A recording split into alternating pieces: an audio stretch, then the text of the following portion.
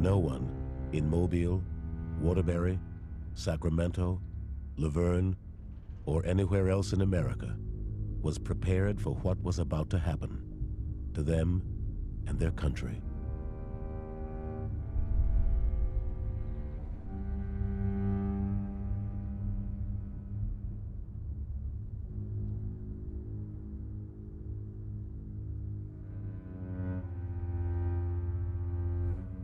Pearl Harbor was a Sunday, and together with the family, we're all getting ready to go to church.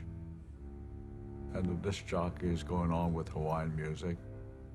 Then suddenly he sounded hysterical. For a moment I thought this was an act. So I stepped out into the street, and sure enough, there are puffs and smoke coming out of that Pearl Harbor area. And so I called my father out, said, "Look at that." And all of a sudden, 3 aircraft flew right overhead. They were pearl gray with red dots.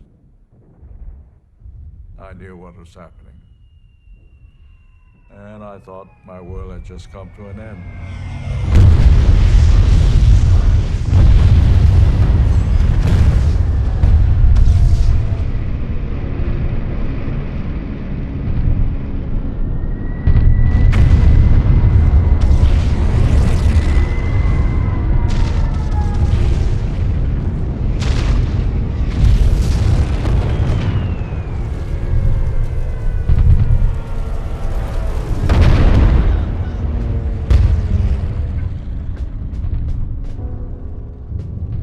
At 7:55 a.m.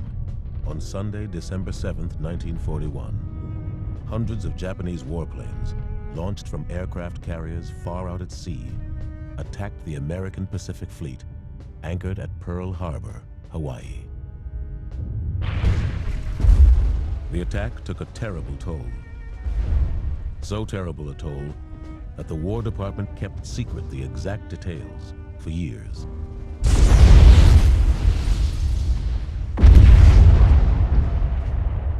Eight battleships, including the USS Arizona, 3 light cruisers, 3 destroyers, and 4 other naval vessels were either sunk or damaged.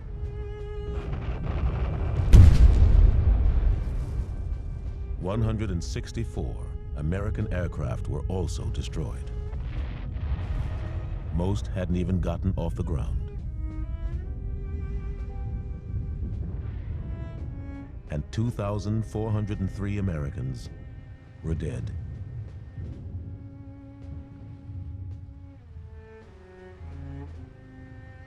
Nothing like this had ever happened to the United States of America before.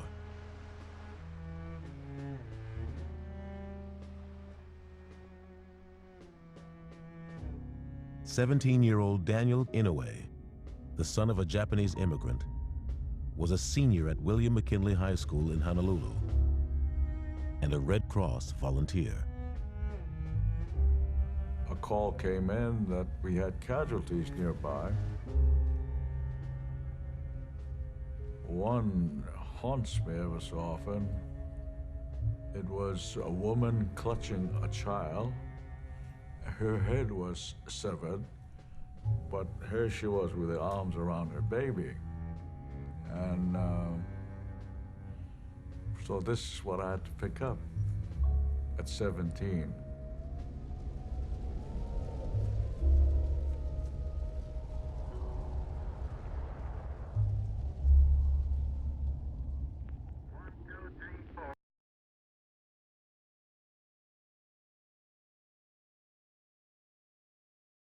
Hello, NBC.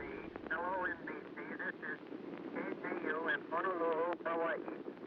I was a sophomore at Auburn when Pearl Harbor was attacked. I came home from church, went to the dormitory, and heard all this screaming and crying. And I went down the hall and I said, "What's the matter? What's wrong?" They said, "Turn the radio on." So we turned our radio on, and of course he said, "The Japs have attacked Pearl Harbor." We have been on the telephone with our station KGMB, which is in Honolulu, and they report to us that the anti-aircraft fire can be heard in a steady drone as the attacking planes come in. As Mr. Davis But we comforted each other, and the girls all cried and wept because they had boyfriends or relatives that were already in the armed forces. And we realized immediately that this would be war. Catherine Phillips' younger brother, Sid, was back home in Mobile. I was in a drugstore drinking a milkshake, and this lady burst in the side door and screamed, "Turn on the radio." They were talking about Pearl Harbor on every station. And London now awaits Prime Minister Churchill's promise to declare war on Japan within the hour. We knew this meant we were in the war, and we just all sat there quietly. The radio kept giving the same information again and again. I remember I was home eating breakfast with my mother and my two brothers. I was the youngest, and we were getting ready to go to Sunday school. I remember the fear coming in my mother's eyes because she knew my brothers were probably going to be called, and they were. From Washington, Secretary of War Henry L. Stimson today ordered the entire Army into uniform, effective tomorrow. That was about the time we had finals at school, and this was my first semester at UC Berkeley, and heard the news first. Of course, I traveled by bus to go to school. And as I'd stand on that corner, I would get this terrible feeling that people were watching, looking at me. And you just get so self-conscious, you know, but you're so much more aware. I'd never been aware of my, you know, my ethnicity. And so that was very strange. That was the first time I really felt, you know, this is not good.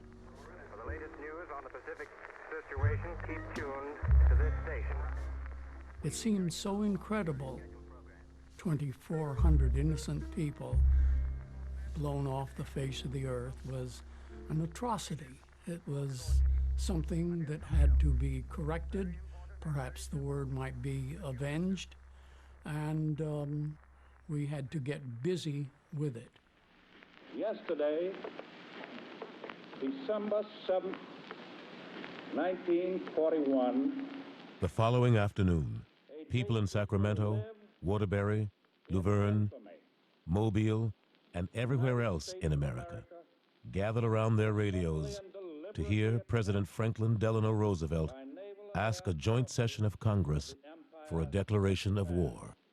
The attack yesterday on the Hawaiian Islands has caused severe damage to American naval and military forces. I regret to tell you that very many American lives have been lost. In addition, American ships have been reported torpedoed. We gathered outside of Langdon Hall at Albany, and they had a loudspeaker truck, and we stood there quietly and listened to President Roosevelt declare war. And of course, our whole life changed. With confidence in our armed forces, with the unbounding determination of our people, we will gain the inevitable triumph, so help us God.